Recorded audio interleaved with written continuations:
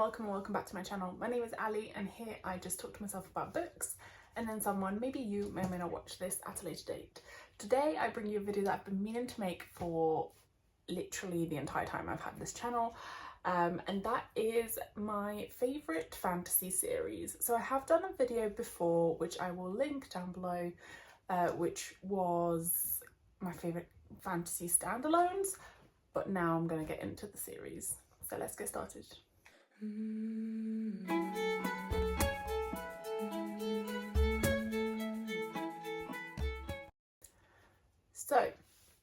you have to excuse me because I'm super tired today.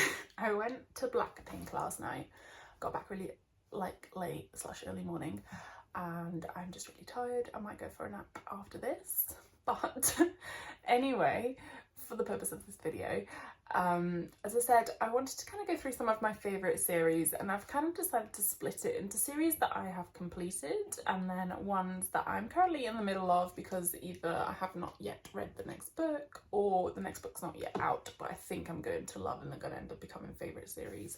So I'll start with the ones I've completed first, and then I'll move on to the ones that are still in progress. So first of all, I'll start with like a very hyped series that everyone kind of talks about all the time, because then I'll go into some of the other ones.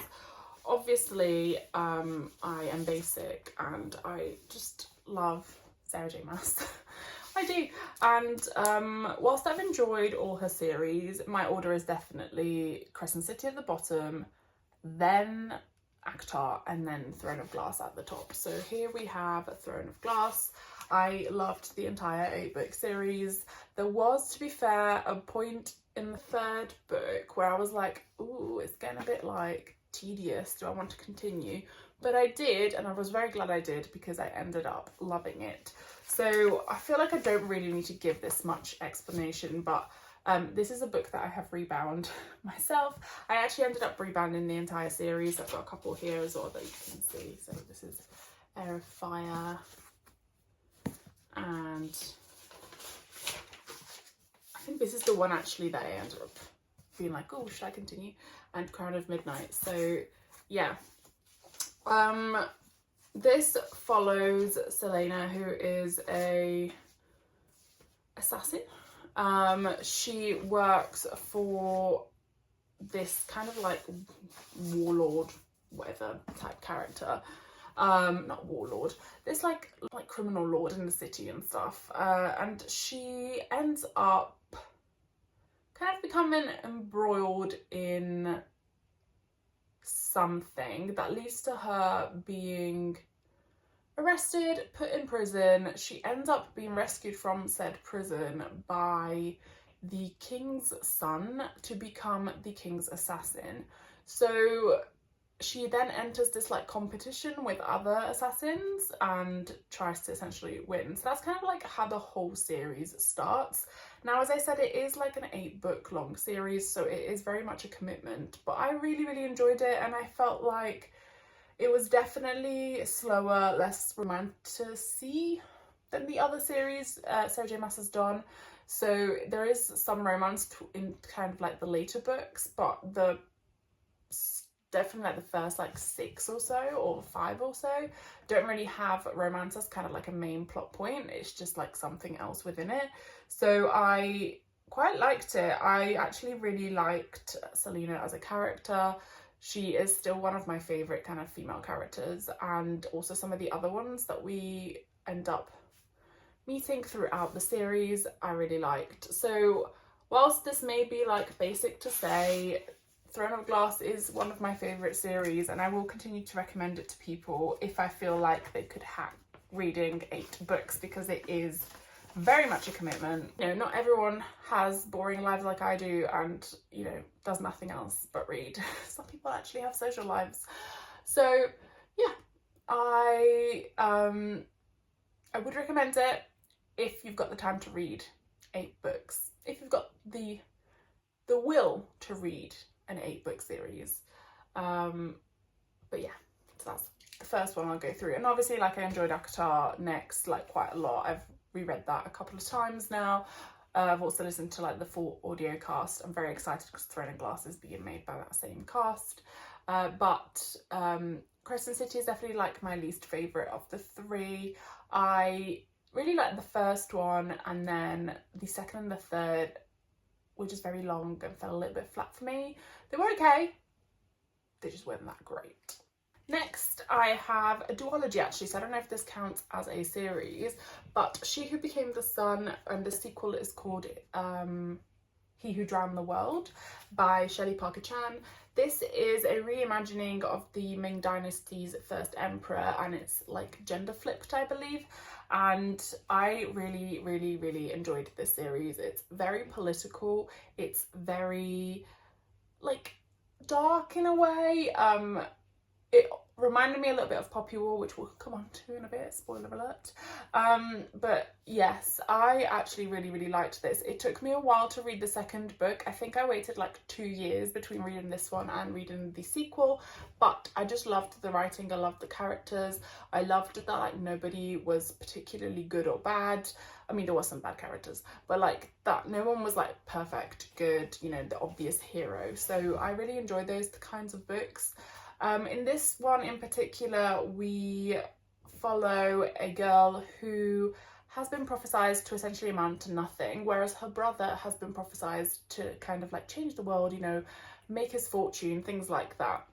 So when war reaches her famine-stricken village, she decides to steal her brother's identity in order to be able to take destiny into her own hands. And so she takes on his identity, his prophecy, decides that she is going to like reach the levels that were prophesized for him, and uses this new identity as a boy, because obviously in this world in China you couldn't really do much as a woman other than get married. She ends up joining a monastery which is for boys only, and has to obviously keep up the pretense of being a boy throughout. She makes some friends within the monastery, but also quite a few enemies. And then within that, she discovers that there's this whole kind of like political revolution kind of happening, and somehow becomes involved in that. And this isn't really like full fantasy, it's very light touch fantasy. Like it's basically, there was this prophecy that you know, the chosen one by the gods to be the next like emperor or whatever would be able to like call an eternal flame or something along those lines. And that's kind of like the magic that is involved in this. It's not necessarily like fantasy, but there is that element of fantastical within this. But I really, really enjoyed this. I thought it was just great writing. The second book just had me screaming because it was just so much was happening, but highly recommend. Next we have one of my favorite series of all time. I still think about this daily, and that is Jade City by Fonda Lee, which is followed by Jade War and Jade Legacy. This is like an epic family saga fantasy story which follows different generations of this family that live in this city called Janloon, which has a magic system based on jade. So the more jade you collect, the more kind of magic you can channel. However, it does have a downside in that it can kind of corrupt you and lead to your mind breaking. We follow, as I said, the leading family on Janloon, and there's like different clans, like different gangs, and there is like kind of warring factions, etc. And it's predominantly between two kind of like families. So you've got the family that we start following, which is these two brothers and a sister. Their father's just passed away. He's passed on the family fortune, I guess, the family business of running the family to the eldest son, and then in support you've got the youngest and the daughter, who went away to almost like an anglicized world. So I think it is meant to be a bit of a commentary on like colonialism and what happened during like the Opium Wars and things like that. But yeah, we've got then this other family also based on Janloon, but kind of in the mountains, that is equally ruthless, equally powerful, and they're kind of like at war with obviously this other external foreign force coming in and disrupting things. So I really enjoyed this. I'll quickly read the blurb for this because I don't feel like I've explained it very well, but this is what gripped me. And then my friend recommended it and I was like, okay, cool, I'm sold.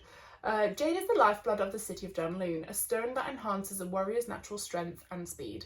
It is mined, traded, stolen and killed for, all controlled by two families equal in their power and ruthlessness. When a modern drug emerges that allows anyone, even foreigners, to wield jade, simmering tension between the two clans erupts into open war.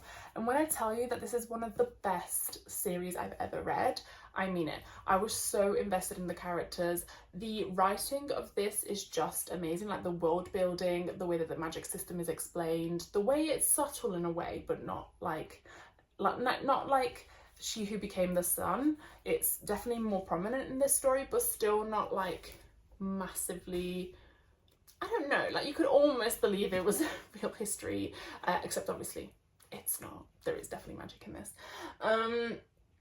But I really enjoyed it. I became like very invested and obsessed with some particular characters. There's a lot of heartbreak in this. It's very political. The fight scenes, you just know that Fonda Lee knows martial arts well because they are described so vividly that you can just imagine them in your brain as you're reading. It's like watching a movie. Actually, if this was ever made into a movie series, I would watch the heck out of it because it would just be amazing. But yes, I cannot recommend this series enough. So it's actually called the Greenbone Saga, the entire series. And yeah, there are a couple of like novellas that have been written, but I cannot find them anywhere for like a normal amount of money, and I can't find them like online or anything like that. So I don't think they're like gonna be proper published in the way that this series has, but there are a couple of novellas out there that are kind of like in this world, maybe like prior to the events in this series, to explain some of the other aspects of the world. But really enjoyed this. I cannot recommend it enough, and it is definitely one of my favourite series. Next, this will come as a surprise to no one because I've banged on and on about how much of a surprise this has been for me. I have the initial trilogy of the Horus Heresy. I know this isn't necessarily the complete series, but I'm counting the first 3 books as a series, and then obviously there's like interconnected other stories within that, and there are hundreds. So in terms of series, I'm saying that the Horus Heresy, the original trilogy, to me is one of my favourite fantasies now. So we've got Horus Rising, we've got Galaxy in Flames, and I cannot remember the sequel. False Gods. So it goes Horus Rising, False Gods, Galaxy in Flames. All written by different authors, but reads really well one after the other. Like you can't really tell it's by a different author. They definitely have similar voices, similar styles of writing. This is a Warhammer 30k fiction story. So it is based on Warhammer 40k, like the game. However, it's set 10 years prior to that and kind of explains the history of how it got to the point it is in 40k. We follow a few different characters. At the beginning of this one in particular, we follow Loken, who is one of the Primarch's like lead soldiers and leads one of the like army things within that. And there is basically like a crusade going on in the name of the Emperor, who has often said he is not a god, however deep down does seem to be wanted to be treated like a god. And there's this crusade to try and reclaim humanity basically under the rule of the Emperor, because in this world humanity kind of split across loads of worlds. In this universe even, humanity split across loads of worlds, kind of were then not in communication with each other. They all grew separately, they all kind of had their own cultures, etc. And there are false gods going on outside. There's also this like strong negative force called chaos, which is essentially bad. It's bad, right?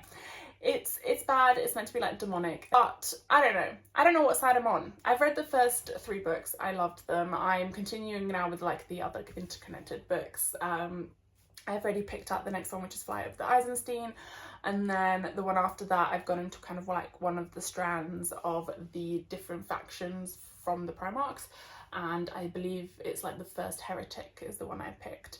So I'm looking forward to picking those up. But if you want something very grimdark, very violent, space-based fantasy, not sci-fi, look no further. And please do not judge because it's based on Warhammer. It's actually just so good, and I need to know what happens next. Like, I'm fully invested in this world and series. Next we have another series I absolutely loved, and I cannot wait to read more books by this author, but I do need to finish some of the other series I have before I delve into any others. And that is none other than the Broken Earth trilogy by N.K. Jemisin. The first one is the 5th season, and it's followed by The Obelisk Gate, and I cannot remember the third one. Oh my goodness, what page is falling out of this? I remember now. This book was like, when I got it, like the binding wasn't bound properly, so these like pages are falling out. So maybe I need to get a new copy, I don't know. But yes, so sorry, this is what is it? It's kind of like fantasy, but also like a little bit sci-fi. It's based in this nondescript world where there's almost like this massive continent called the Stillness, and within this place, society, there are caste systems. So you've got people at the top, people at the bottom. At the bottom you've got Origines, who are people who have the ability to control like geometeorological events. They can kind of control like the ground, the earth. They can like prevent earthquakes, or they can cause them. And in this world, every like few years there is this like catastrophic climatic event that occurs called the 5th season, which essentially pretty much wipes out everything. And in this book we are following that event that is coming. We also followed the story of 3 women predominantly. They're kind of linked. Some of them are Origines, so their lives are in danger purely because of who they are, and the guards and stuff are trying to stop them from 1, reproducing, and 2, kind of getting more powerful. I loved this. Again, it's not something I necessarily was like, oh yeah, I'll enjoy this, because I've said before, I've actually always been a bit like weird with like sci-fi books. Sometimes they just go over my head, and this is again one of those books that's probably more fantasy than sci-fi, but does have sci-fi elements. I've ended up really enjoying it. I really liked the characters in this. It was a little bit confusing at times, just because you weren't like 100% sure what was happening, but to be honest, I kind of like that about it, because I think loads of things become clear. You've got different like POVs throughout, and I think that works really well to try and basically explain the progression of the plot. So we do start off, as I said, following 3 women throughout the story. So firstly we follow Essen, who has discovered that her husband has killed their son and has kidnapped their daughter. Essen is Origine, so she's got these abilities, and she goes on a trip. She tries to basically find her daughter and her husband to save her daughter from him. Then years later, so there is also time jumps that follow another character called Damaya, who has been handed over to like the guards essentially to become almost kind of like a weapon, guardians I guess, but they keep control of her. They make sure that like she doesn't become too powerful. And then we also follow another character, Cyanite, who is a 5-ring Origine and has been trained by the Fulcrum, which is kind of like the leading, what would you even call it? Like the leading power within this society. They have paired her up with this Alabaster, who is also very strong, and they wanted to kind of breed her with him and make this like super, I don't know, super strong baby. So yeah, it's a really good series. As I said, the writing, N.K. Jemisin's writing is insane. Like, loads of people know about this series. I was definitely not the first one to discover it, but I highly recommend it. Again, this is very kind of like heavy on like the politics, the war aspects, you know, violence, things like that. There is no really romance in this, so if you're after kind of a more romantic story, this is not the one. But if you like political intrigue, lots of plot and action and mystery, this is definitely one to check out. Next we have a series that I finally read after many years of putting it off, and that is Ember in the Ashes.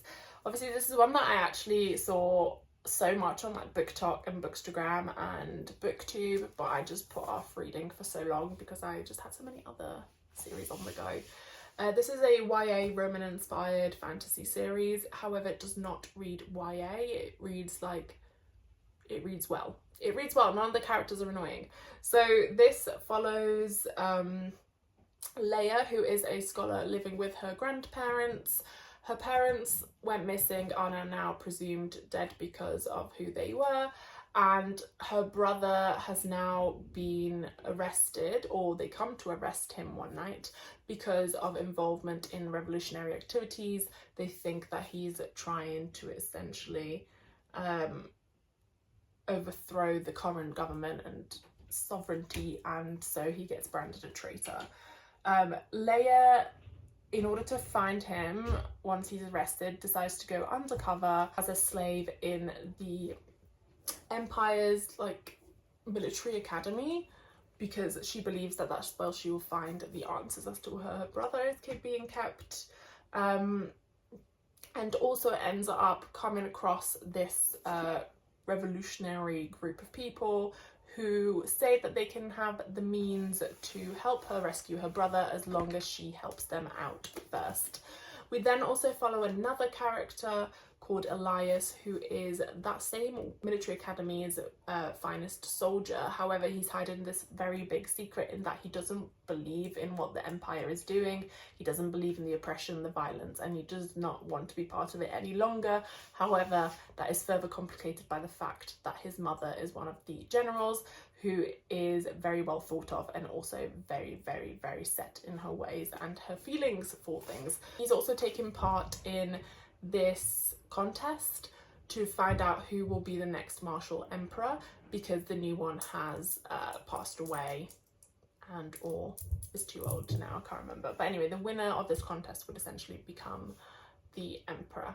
So we follow them two separately, and at some point their story converge. It's a 4-book series. It's really good. It's Roman inspired, but it does also give like Middle East vibes, in that you've got creatures such as like jinn and stuff in it, which are not Roman creatures. They're kind of like more Middle Eastern lore. So really good. I think, again, I don't know why I waited so long to pick this up, but I really liked it. It's another one that has great world building, great magic system. Also the character development is insane, and you know, the different POVs really make this as well. I really enjoy different POVs, it turns out, as long as they are well developed and provide a good input into the story and plot. Sorry, I had to take a little Pepsi Max break because it's really hot in here. I'm also really tired, and I need both caffeine and a cool drink, so the cherry one's so good, I love it. Anyway, moving on. Hopefully I didn't spill that. Moving on, we have a duology.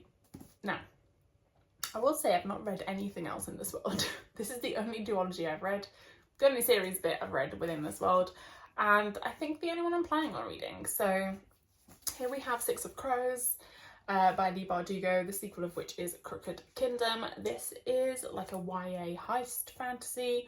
I think people know the story of Shadow and Bone very well, and this is related to that story.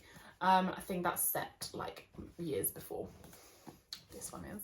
But in this one we follow Kaz Brekker, who is the leader of almost like an outcast group of mismatched people. And he is like a criminal prodigy, but also, you know, has his troubles. He's been offered the chance, a heist of a lifetime, and so he obviously puts together his little band of friends and they try and do this heist, which is essentially to break into the Ice Court and retrieve a hostage whose knowledge could prove to be useful to changing Grisha magic forever. So it's not very easy. This is not like a fortress that has ever been broken into.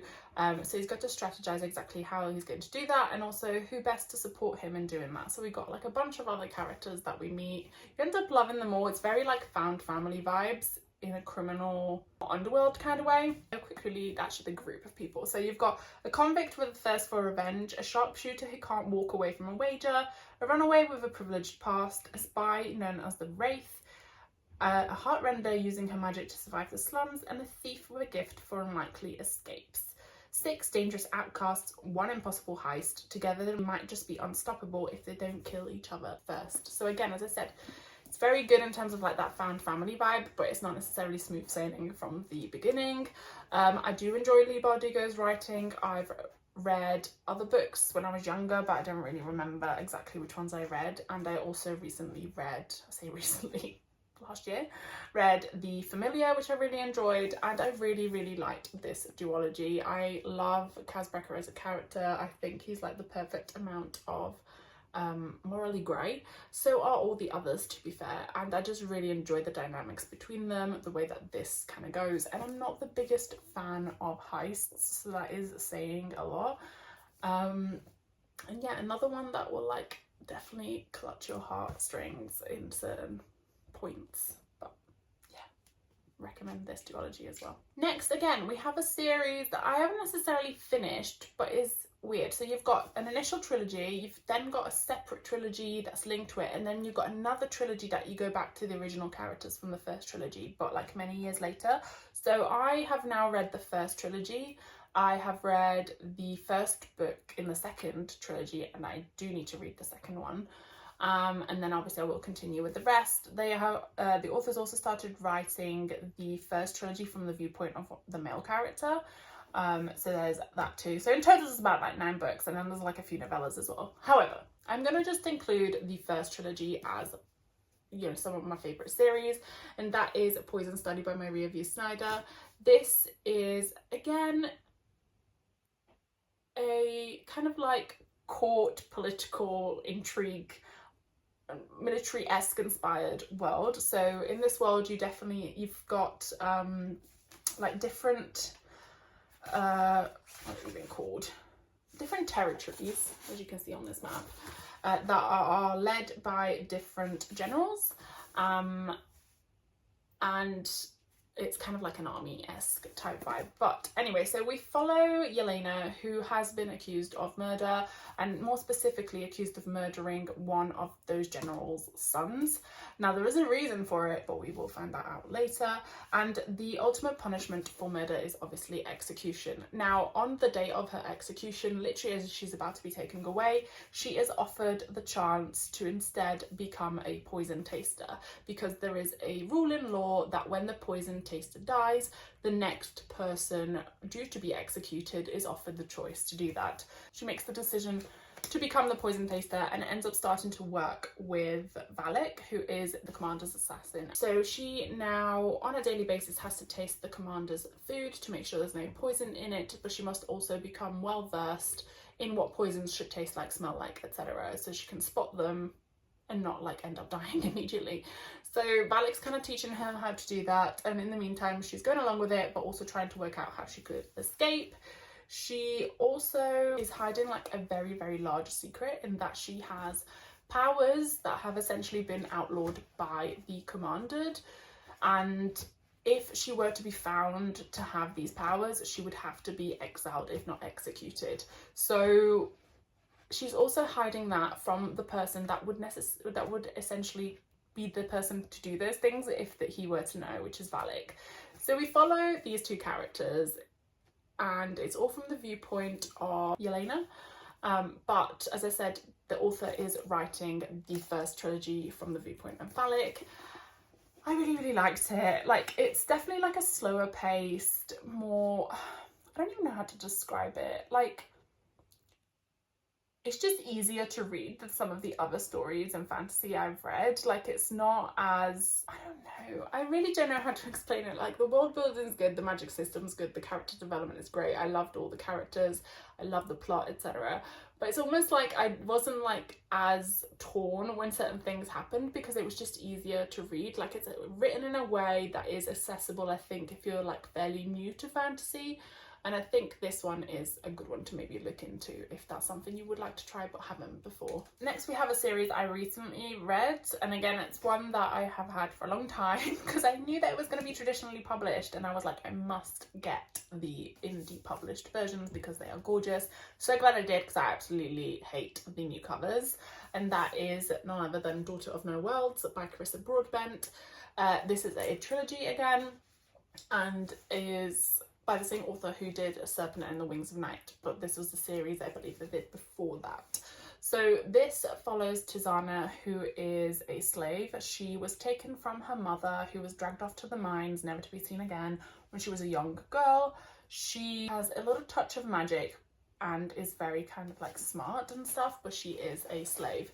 So she has been enslaved to the same person, master, for a number of years. He promised her that if she was able to pay him back the amount of money that she cost him, plus some interest, that he would release her. However, when she eventually manages to do that and goes to him to get her freedom, he refuses and just laughs in her face. Like, some scuffling etc. ensues, and she ends up accidentally killing him. Now, he's a very important person within this world, like he's the leader of a crime family, so she is now wanted essentially by all of them. She ends up running off to the Order because she believes that they will be able to help her, and also will be able to teach her how to harness their magic to protect herself in the future. And in order to become a member of the Order, you have to first pass an apprenticeship. And she ends up being paired with somebody called Max, who used to be like a captain in the army. There's a lot of tales about how he helped essentially like stop the war, but he won't talk about it. He also wants nothing to do with the army anymore. He wants nothing to do with those tales because he paid the ultimate price, and you will find out more about that in the future. They are paired together. He eventually relents and decides that he's going to help her to learn how to harness her magic. And again, we've got those elements of like found family that blossom between different characters. But there is also the looming threat of war, and some characters that are initially good end up being less good, and it's just a lot of plot twists, a lot of again, heartbreak. I just like to read stuff that's going to depress me and break my heart, it turns out, but what can you do? I'm just a girl. So yeah, really like this. This is definitely more like fantasy with some romance, and maybe borderline romantasy. But again, I really enjoyed it. I actually liked this series more than I liked The Serpent and the Wings of Night duology, because I felt that this built up to some of the relationships more, even like the friendships and stuff I felt were more developed, whereas I felt The Serpent and the Wings of Night was a little bit more instant, and I don't know, I just like a good build up. What can I say? I did enjoy the other series as well, but this one's definitely my favourite out of the two. I did say that Max and Tizana were some of my favourite characters that I've read recently in a previous video, and I stand by that. I do really like them as characters, and I like them together. I feel like this video is going to be way longer than I anticipated, so I'm going to have to do some editing for sure, or potentially just cut out some of these. But the next series is one that I absolutely love, and it will come as no surprise because I've banged on and on about how this is one of my favourite authors ever, and that is The Poppy War by R.F. Kuang. R.F. Kuang, as I said, is one of my favourite authors. I have read absolutely everything she's published to date. I am sat on the edge of my seat waiting for the Catabasis to drop. I actually have 2 copies coming because I ended up pre-ordering it, and now I know it's also going to be part of one of the subs that I have, and I can't wait to see which one I prefer basically. But I know that Catabasis is based, I don't know when we're going off on the ADHD brain, when I'm going off on this tangent, but Catabasis is based on Dante's Inferno, which was my favourite part of the Divine Comedy, so I'm quite excited to read that. Anyway, back to The Poppy War. Poppy War is an Asian-inspired grimdark fantasy. It follows the rise, again, of a character. I did read somewhere that it was meant to kind of almost be based on a character not dissimilar to Mao that is potentially, in some people's eyes, doing the right thing, but the way that they're doing it is all wrong. So what I really, really love about RF Kuang is that none of her characters are inherently good. Basically, the main character in this is unlikable, and it's unlikable by design, right? They're unlikable by design. They are not meant to be rooted for, but also you're kind of invested in the story. And they do very, very horrific, questionable things. This series just like, I don't even know how to explain it. Obviously, I've started buying the, so I did have the paperback versions, but I donated them to my friend because she hadn't read them yet, and I decided to start collecting the collector's editions with the illustrations throughout. Now, I've seen recently that Illumicrate are also doing their own version, and it looks absolutely stunning. However, I like these ones, and I cannot excuse spending that much money of another set of books that I already own. So I'm very much looking forward to the third and final one being made in this collector's editions, and then my collection will be complete. I'm also going to see RF Kuang later this week, so I'm super, super excited.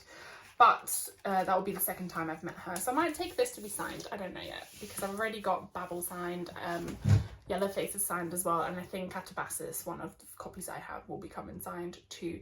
So I might get the Poppy War signed finally. But anyway, as we were, I'll quickly read the book because I feel like it's going to just do better at explaining. So, opium runs through the heart of Nikara Empire, a constant reminder of the war with the Federation of Mugen that brought it into the Empire's shores. A war that only ended thanks to three heroes, the Viperess, the Dragon Emperor, and the Gatekeeper, known as the Trifecta. They were legendary figures, each bestowed with godlike powers, who united the warlords of the Empire against the Federation. Decades have passed, the Trifecta is shattered, the Dragon Emperor is dead, the Gatekeeper is missing, and the Viperess alone sits on the throne at Sangard. Peace reigns, yet the Poppy remains. War orphan Fang Runen grew up with it. Her adopted family smuggles it through Rooster Province, making a living on the misfortunes of those addicted to its smoke. But when Rin's parents force her into an arranged marriage, Rin refuses to accept her fate and fights her way to the prestigious military academy at Sangard. There she will learn of drug-fueled shamanic powers thought to be a myth, powers which might defeat the Federation during its third invasion, but the cost of some powers is too great to pay, even if it means winning a war that threatens to destroy an entire nation. So again, we have another kind of like colonialism focused story centered around like the Opium Wars. As I said, it's very grimdark, very violent in places, and I can't remember the bit that everyone always points out exactly what chapter that is, but there is definitely a chapter that you're like, oh my god, that is horrific to read. So definitely check out the trigger warnings if you're wanting to read the series, but I will say that it is one of my favourite fantasy series ever. Again, I feel like I've got a good balance between like fantasy and like fantasy with romance or romantasy. I would say that I'm kind of more leaning towards like fantasy if I'm picking out like my favorites. I enjoy elements of like long lasting development and also things like found family or like family sagas, etc. And I love a bit of political intrigue. So as long as those elements are very well developed, which they tend to be more so in fantasy books rather than like romantasy, then I'm really enjoying it. Although if you have read any romantasy that you highly recommend, that you think has those levels of like political intrigue, world development, magic systems, etc. that are intriguing and unique, please let me know and I will definitely check them out. In the meantime, I will continue to read the ones that I have and I will enjoy them. I'm definitely starting to enjoy them more, so either, I don't know, they're getting better or I'm just getting better at choosing them. Thanks so much for watching this video. I think I'm going to have to split this up into 2 parts, so please do pop a like if you enjoyed this, subscribe if you'd like to see more and you would like to see part 2 where I'll be talking about the fantasy series that I'm currently in the middle of that I think are going to become favourites, and see you soon.